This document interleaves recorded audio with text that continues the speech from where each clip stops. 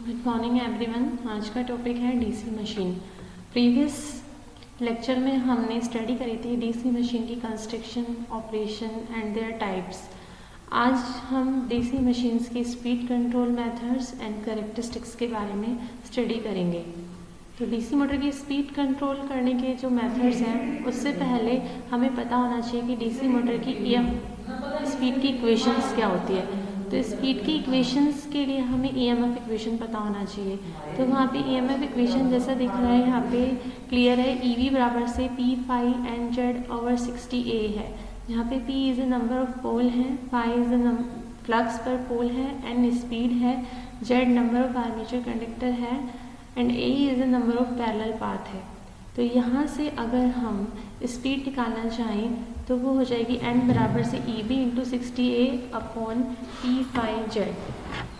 ई B और phi पर depend करती है, तो हम कह सकते हैं N is proportional to E B divided by 5। तो ये दो पैरामीटर्स हैं जिन पे स्पीड डिपेंड करती है। तो जब फ्लक्स को हम वेरी करते हैं स्पीड कंट्रोल करने के लिए तो वो मेथड कहलाया जाता है फ्लक्स कंट्रोल मेथड या फील्ड कंट्रोल मेथड। और back EMF that means voltage, अगर वोल्टेज को कंट्रोल करके स्पीड को कंट्रोल करते हैं तो वो मेथड हमारा कहलाता है आर्मेचर कंट्रोल मेथड। तो ये field control method and armature control method, इन दोनों की हम डीप में स्टडी करेंगे। तो सबसे पहले हम पढ़ते हैं speed control method by field control, या हम दूसरे शब्दों में फील्ड कंट्रोल को फ्लक्स कंट्रोल मेथड भी कह सकते हैं। अब ये स्पीड कंट्रोल हम DC shunt motor and series motor दोनों के लिए हम इसकी स्टडी करेंगे। तो सबसे पहले हम शंट मोटर के लिए स्पीड कंट्रोल कैसे करते हैं, उसके क्या मेथड्स हैं, उनके बारे में स्टडी करेंगे। तो सबसे पहला मेथड है फ्लक्स कंट्रोल मेथड, जिसे हम फील्ड कंट्रोल मेथड भी कहते हैं। अभी हमने यहाँ पे प्रीवियस इक्वेशन में देखा कि जो डीसी मोटर की स्पीड है वो इन्वर्सली प्रोपोर्शनल है फ्लक्स पर पोल के। दैट मीन्स हम दूसरे शब्दों में कह सकते हैं कि अगर हम फ्लक्स को इंक्रीज़ करते हैं तो स्पीड हमारी डिक्रीज़ होगी, या फिर फ्लक्स को अगर हम डिक्रीज़ करते हैं तो स्पीड इंक्रीज़ होगी। मतलब जो स्पीड है वो इन्वर्सली प्रोपोर्शनल है फ्लक्स के। तो फ्लक्स को कंट्रोल करने के लिए हम यहाँ पर एक फील्ड वाइंडिंग में रेजिस्टेंस को सीरीज़ में कनेक्ट करते हैं। जितना ज़्यादा फील्ड वाइंडिंग में रेजिस्टेंस कनेक्टेड होगा उतनी फील्ड वाइंडिंग की करंट डिक्रीज़ होगी, और फील्ड वाइंडिंग की करंट डिक्रीज़ होगी तो फील्ड वाइंडिंग का फ्लक्स भी डिक्रीज़ होगा, और फ्लक्स डिक्रीज़ होगा तो स्पीड हमारी इंक्रीज़ होगी। तो यह मेथड जो है फील्ड कंट्रोल मेथड, स्पीड को कंट्रोल करने के लिए वो हमेशा अबव बेस स्पीड के लिए यूज़ में लिया जाता है। क्योंकि यहाँ पर क्या होगा, अगर हम रियोस्टेट ऐड करते हैं तो उससे क्या होगा, फ्लक्स की वैल्यू कम होगी, और फ्लक्स की वैल्यू कम होगी तो स्पीड हमारी इंक्रीज़ हो जाएगी। तो थोड़ा सा भी रेजिस्टेंस ऐड करने से फ्लक्स सडनली डिक्रीज़ होगा और स्पीड डेंजरसली हाई हो जाती है। तो इस मेथड को हम अबव बेस स्पीड के लिए यूज़ में लेते हैं। नेक्स्ट मेथड होता है आर्मेचर कंट्रोल मेथड, जो कि आर्मेचर कंट्रोल मेथड क्या होता है, बैक ईएमएफ को कंट्रोल करके हम स्पीड को कैसे कंट्रोल करते हैं। देखिए इस इक्वेशन में हमें यहाँ पे क्लियर है ई वी बराबर से V minus I A R A. I A क्या है यहाँ पे, आर्मेचर करंट, आर ए क्या है यहाँ पे, आर्मेचर रेजिस्टेंस, वी क्या है यहाँ पे, जो टर्मिनल वोल्टेज है, मतलब हम कितना सप्लाई वोल्टेज प्रोवाइड कर रहे हैं, और ई भी है जो बैक ईएमएफ है, जो कि कहाँ पे प्रोड्यूस होता है, ये आर्मेचर जो होता है डीसी मोटर का, वहाँ पे जनरेट होता है वोल्टेज। तो इसकी इक्वेशन है ई बी बराबर से V minus I A R A. तो इस इक्वेशन से क्लियर है हमारे कि अगर सप्लाई वोल्टेज और आर्मेचर रेजिस्टेंस, अगर ये दोनों पैरामीटर कांस्टेंट हैं तो ई बी सिर्फ और सिर्फ किस पे डिपेंड कर रहा है, यहाँ पे क्लियर है कि ई बी सिर्फ और सिर्फ आर्मेचर करंट के ही डायरेक्टली प्रोपोर्शनल है। तो दूसरे शब्दों में अगर हम कहें कि अगर हम आर्मेचर वाइंडिंग में रेजिस्टेंस को ऐड करें तो क्या होगा, आर्मेचर करंट डिक्रीज़ होगी, आर्मेचर करंट डिक्रीज़ होगी तो स्पीड डिक्रीज़ हो जाएगी।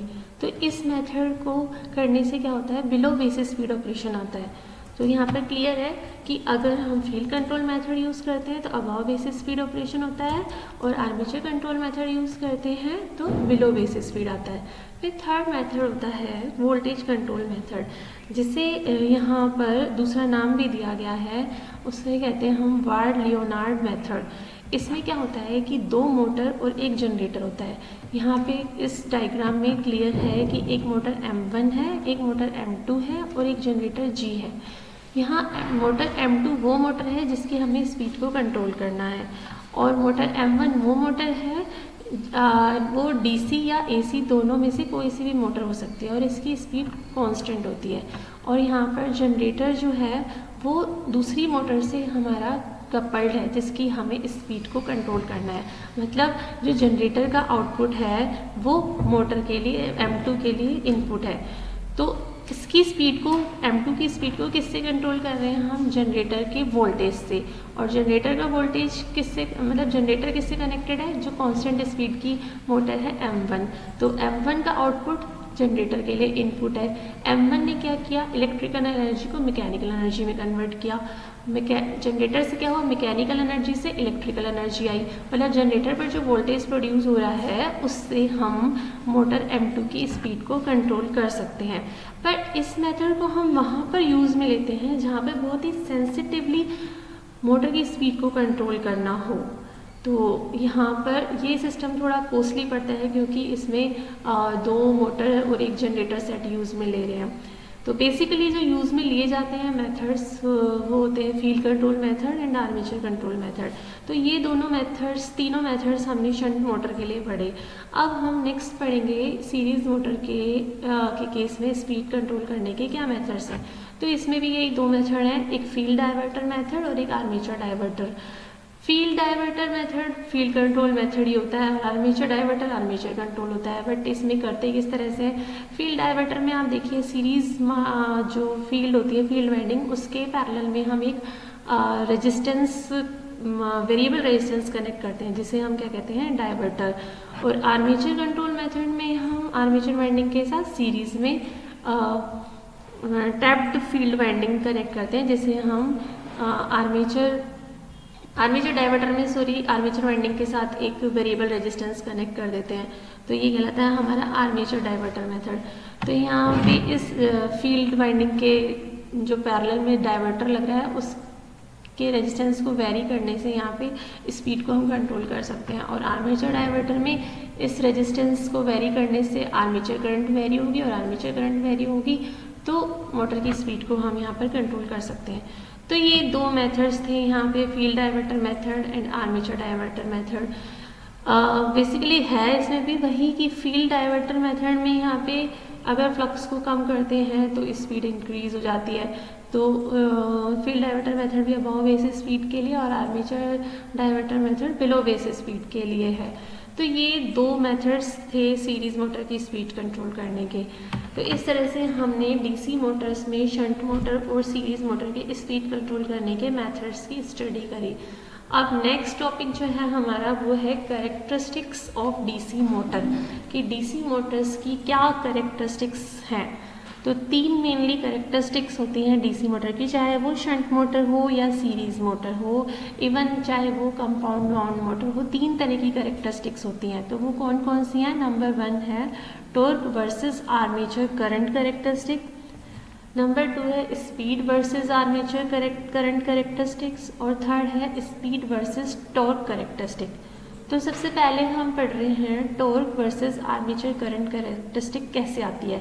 तो इन तीनों कैरेक्टरिस्टिक्स को पढ़ने के लिए आपको पता होना चाहिए कि टॉर्क की जो इक्वेशंस है वो प्रोपोर्शनल होती है फाई इंटू IA। फाई क्या है? यहाँ पे फ्लक्स है, एंड IA क्या है?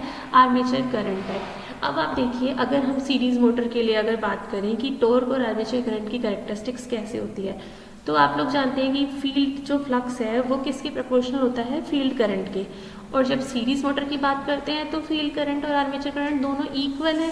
तो यहाँ पे डायरेक्टली हम कह सकते हैं कि T is proportional to IF into IA।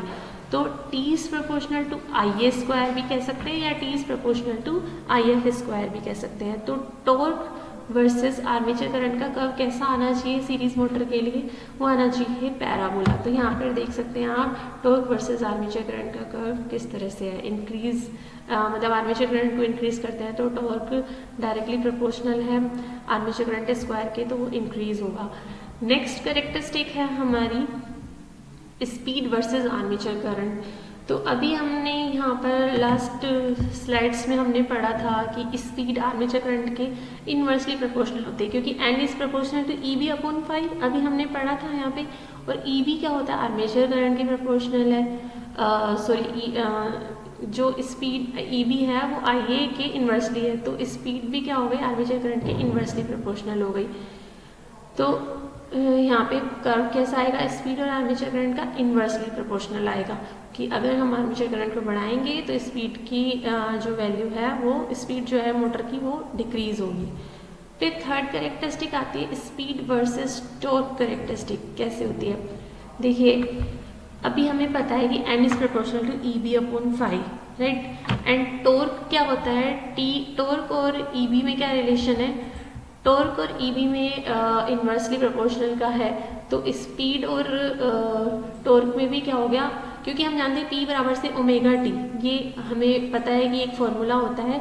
P क्या है यहाँ पे, पावर, आउटपुट पावर, और ओमेगा क्या होता है, ओमेगा मतलब स्पीड है जो कि आरपीएम मतलब एंगुलर स्पीड है, और T है टॉर्क। तो P बराबर ओमेगा टी, तो ओमेगा को हम अगर 2 पाई एन लिखें तो P बराबर से 2 पाई एन इंटू टी, तो T क्या हो गया, इन्वर्सली प्रोपोर्शनल हो गया स्पीड के।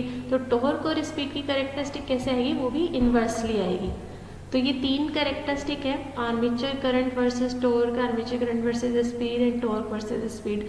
तो ये इस तरह से तीनों कैरेक्टरिस्टिक्स हैं सीरीज मोटर के लिए।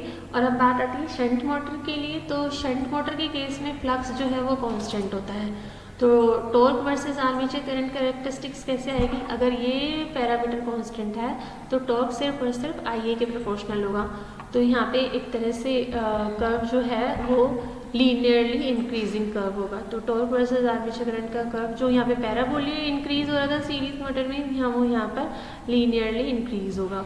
एंड इसके बाद जो दूसरी कैरेक्टरिस्टिक है स्पीड वर्सेस आर्मेचर करंट, तो स्पीड वर्सेस आर्मेचर करंट में भी यहाँ पर तो स्पीड की जो है आर्मेचर करंट के साथ कैरेक्टरिस्टिक्स कैसे आएगी, कांस्टेंट ही आएगी, क्योंकि फ्लक्स कांस्टेंट है इसलिए।